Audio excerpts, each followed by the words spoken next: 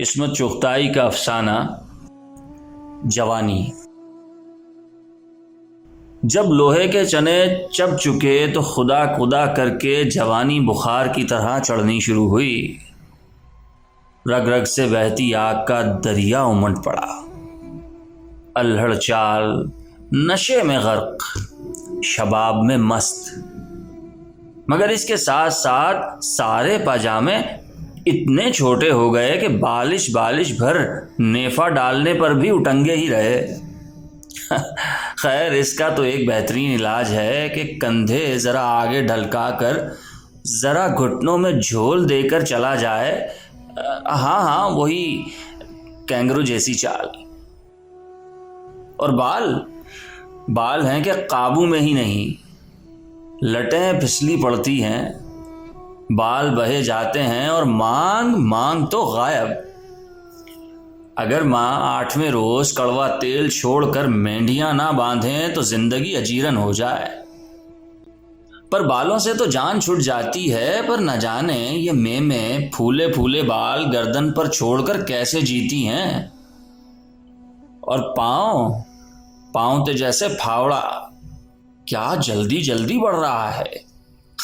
اگر ایسی رفتار سے بڑھا تو سل برابر ہو جائے گا، انگوٹھا جیسے کچھوے کا سر۔ ارے آگ لگے ایسی جوانی کو۔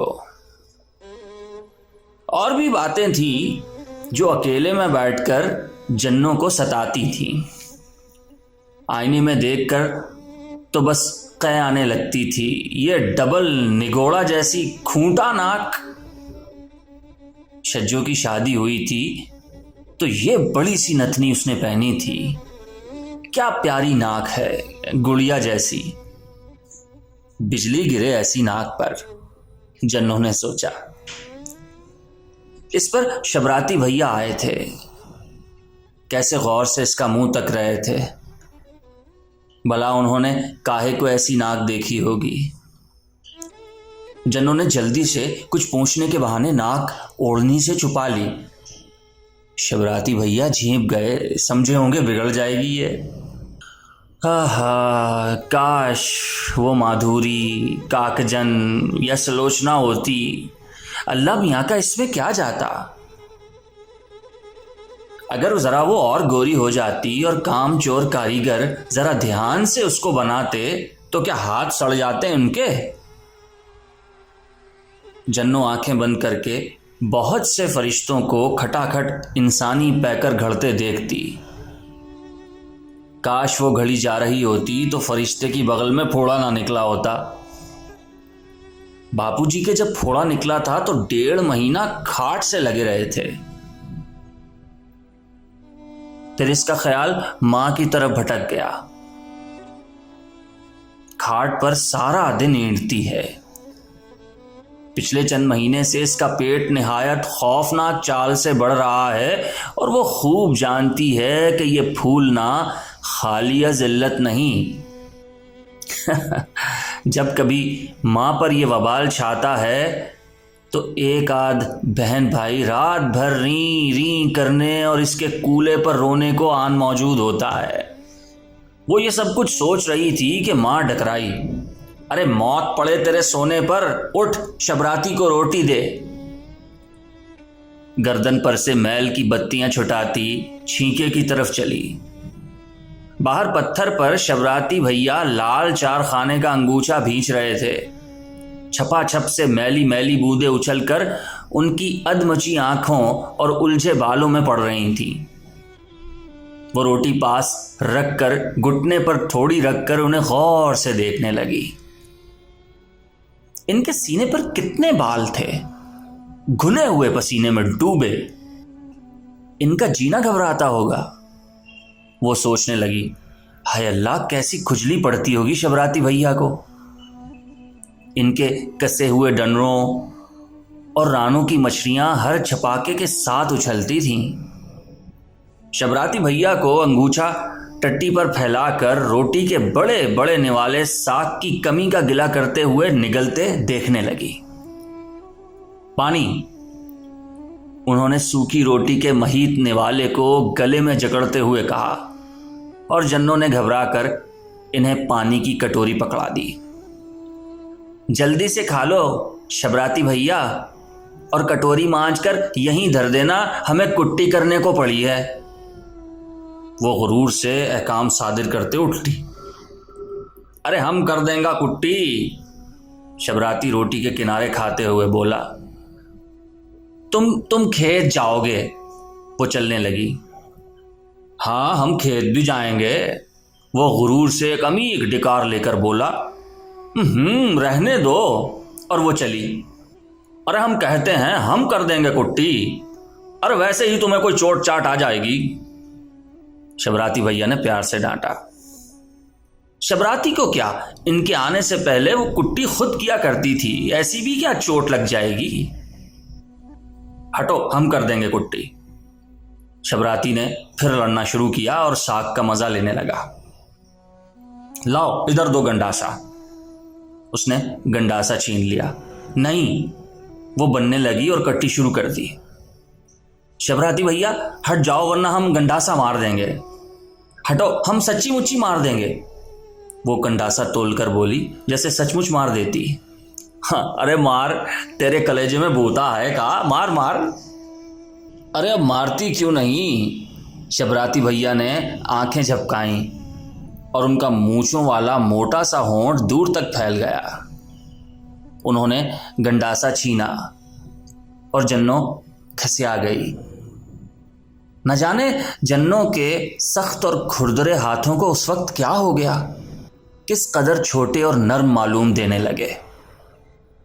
اسے معلوم ہو گیا کہ سینے پر پسینے میں ڈوبے ہوئے گھنے بالوں سے جی کیوں نہیں گھبراتا اور پھنکنی جیسی انگلیاں کیسے پھرتیلی ہو جاتی ہیں۔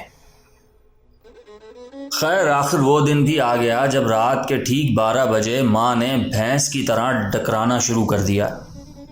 محلے کی کل معزز بیویاں ٹھیکرے اور ہانڈیوں میں بدبودار چیزیں لے کر ادھر سے ادھر دوڑنے لگیں۔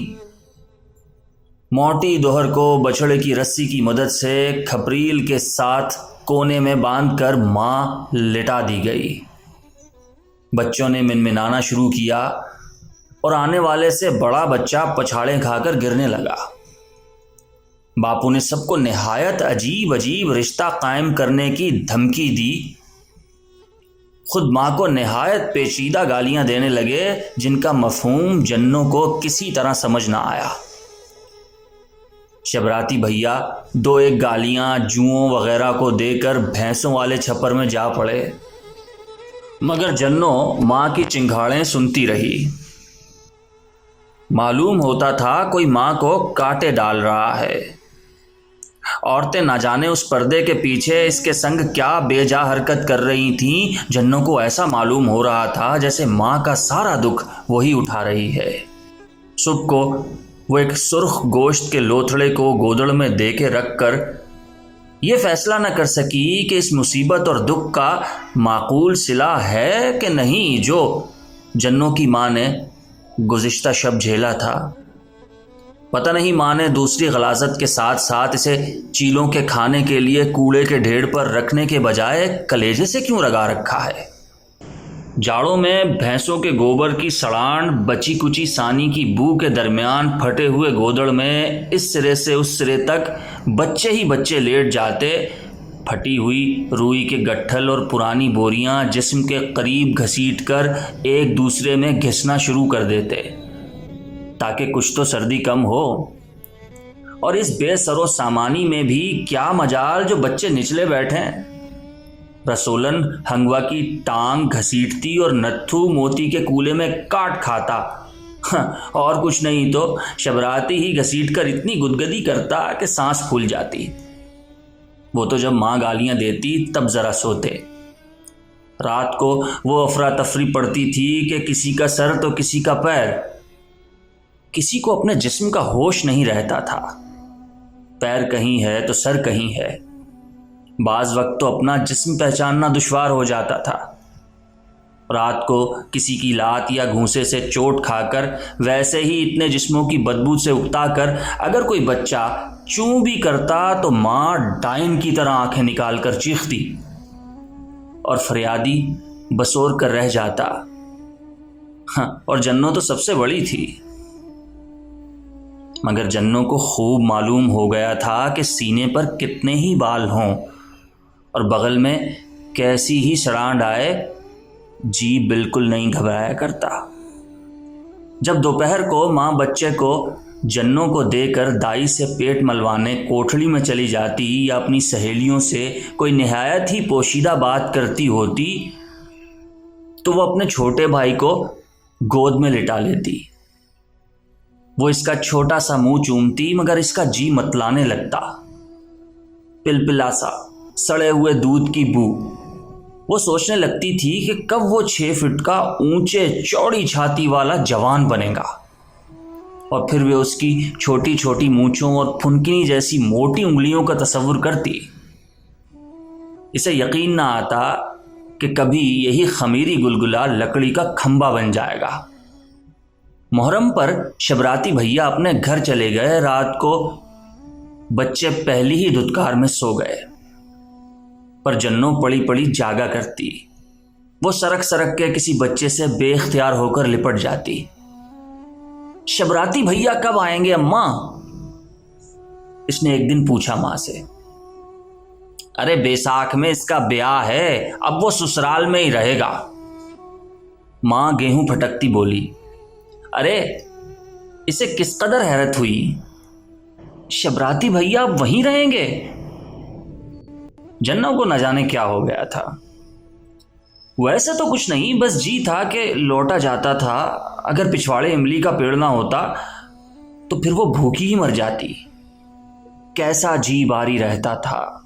ماں اس کے جھونٹے پکڑ پکڑ کر ہلاتی۔ ہر وقت نیند تھی کہ سوار رہتی۔ پانی بھرتے بھرتے اسے کئی دفعہ چکر آیا اور ایک دفعہ تو وہ گر ہی پڑی۔ ارے موئی تیری کمر لچک جاتی ہے، ماں نے 2 ہتھڑ مار کر کہا۔ وہ یقیناً مرنے والی ہو رہی تھی۔ کبڑی بڑھیا جب مری تھی تو کئی دن پہلے دھڑام سے موری میں گری تھی۔ ارے یہ تجھے کیا ہوا ہے رانڈ؟ ماں نے اسے پشمردہ دیکھ کر پوچھا، اور وہ بے طرح لوٹنے لگی۔ ماں اس کے اندر کچھ ٹٹول رہی تھی، جیسے کچھ ڈھونڈ رہی ہو۔ جنوں کے بہت گدگدی ہوئی۔ حرام زادی، یہ کس کا ہے؟ ماں نے چوٹی پکڑ کے پوچھا۔ اماں کیا کس کا ہے؟ ارے یہی چھنال، یہی بچہ بنتی ہے، حرام خور، کس کا ہے یہ؟ ماں نے جنوں کو اتنا مارا کہ 2.5 سیر گھی پھینکنے پر بھی نہ مارا ہوگا، اور پھر اپنا سر کوٹنے لگی۔ ارے کمینی، بتا تو صحیح آخر کچھ۔ ماں تھک کر جنوں کو پھر پیٹنے لگی، اور پھر اس سے نہ جانے کیا کیا پوچھنے لگی، مگر وہاں تھا ہی کیا۔ رات کو اس نے اپنے باپ کی گالیاں اور مار ڈالنے کی دھمکیاں سنی، اور اپنا پیٹ کھاٹ پر گھٹنوں میں دبائے اوندھی پڑی رہی۔ پر اسے بڑی حیرت ہوئی کہ وہ ساتھ ساتھ شبراتی بھیا کو بھی گالیاں دے رہے تھے اور اسے گنڈاسے سے کاٹ ڈالنے کی دھمکیاں دے رہے تھے۔ بیساکھ میں تو ان کا بیاہ ہونے والا تھا، جس میں وہ سرخ دوپٹہ اوڑھ کر جنوں کا گلا بھرایا۔